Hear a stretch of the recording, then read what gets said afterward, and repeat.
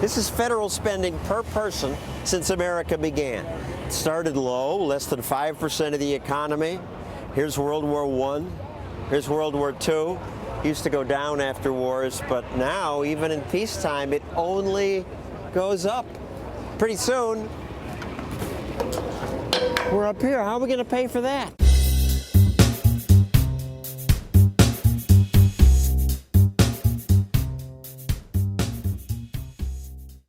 Okay, Congress kicked the can down the road again, but this doesn't address the irresponsible spending that is going to bankrupt us. It's hard to get your brain around how much our government spends. More than $3 trillion this year alone, on top of our $17 trillion debt.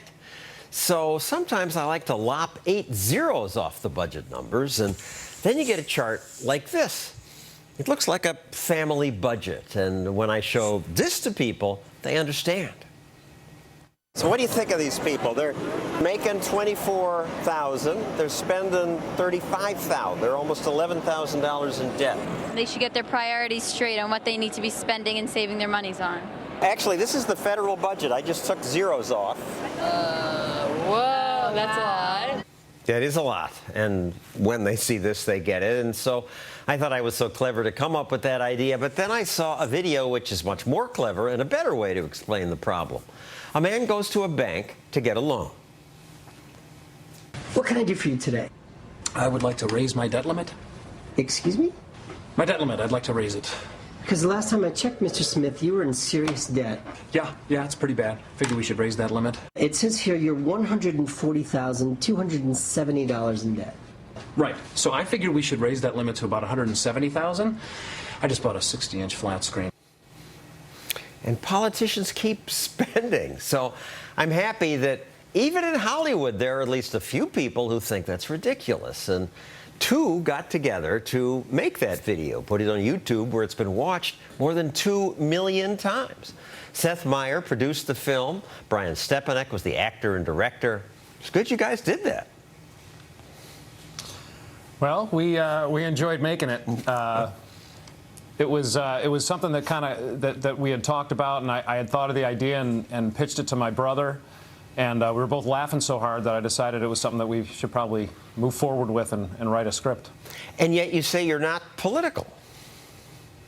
Well, we just thought it was a universal theme that really, if we could lop off all the zeros, show it to a typical family, they could all get it. And it was amazing how quickly people kind of picked this up. I mean, we made this video 2 years ago, and it seems like it's just timeless because every time this topic comes up, we get a surge of hits and views, and people keep commenting about it now. And, of course, you found it, and we appreciate the feedback.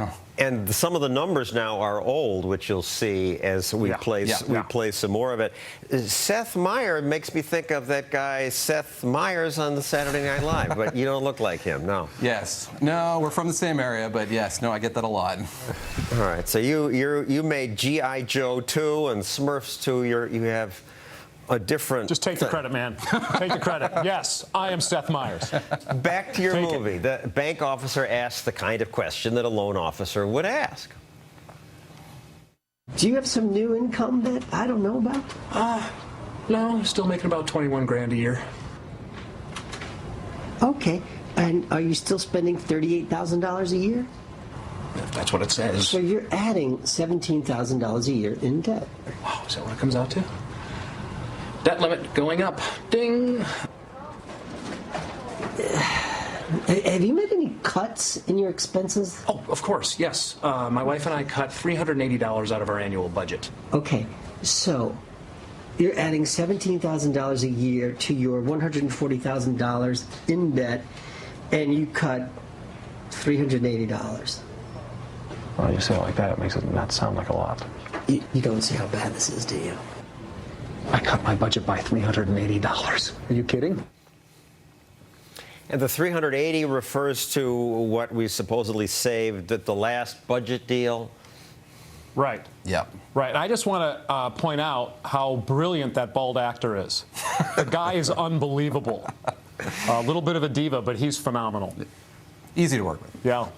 Let's watch the end of your film where the irresponsible consumer and banker find a solution to the loan problem, the same solution America's politicians choose. The borrower brings in his daughter, and she signs the loan papers. Sign there. All right. Our kid's a blessing. I mean, she's got plenty of time to deal with all this, right? Absolutely. Are we all set? You're all set. All right. Let's go, kiddo. We got to meet Mommy at the car store. I nominate Nancy Pelosi for Ridiculous Politician of the Month for saying this when asked, well, won't Democrats negotiate cuts? So why now? Is it Because just, the no, we can't do cupboard this? is bare. There's no more cuts to make. They spend almost $4 trillion and the cupboard's bare? This is nuts. Central planners think without big government, planes will crash, trains, parks, and Big Bird will disappear. But none of it's true. There is so much we could cut and should cut, like NPR and PBS funding. There shouldn't be government television, and Big Bird doesn't even need the money. Foreign aid, it usually does more harm than good. On to bigger cuts. End the war on drugs. When Americans hurt only themselves, leave them alone. Kill Fannie and Freddie. Government shouldn't finance 90% of America's mortgages. That's socialism. Eliminate cabinet departments like Commerce, Energy, Agriculture, Secretary. We don't need them.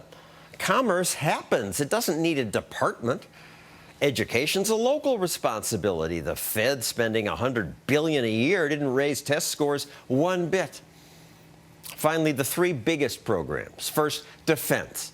We are not safer when we try to police the world. We could cut military spending by hundreds of billions if we limited the military's mission to its intended role, protecting Americans. And finally, Social Security and Medicare. We have to do things like raise the retirement age and turn Medicare into an insurance plan that's self-sustaining. That means if I want the latest and fancy medicine, I have to pay for it myself. There's much more that could be cut. At downsizinggovernment.org, Cato Institute analysts detail hundreds of ideas. And in No, They Can't, there's a chapter where I cut all the way to a fat budget surplus. But to save America from bankruptcy, we don't even need to make all those cuts. We could grow our way out of debt if Congress simply froze spending. They won't do that either. But even if they limited spending growth to 2% per year, we'd balance the budget in just 3 years.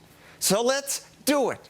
The way Bush has done it over the last 8 years is to take out a credit card from the Bank of China so that we now have over $9 trillion of debt that we are going to have to pay back. That's irresponsible. It's unpatriotic.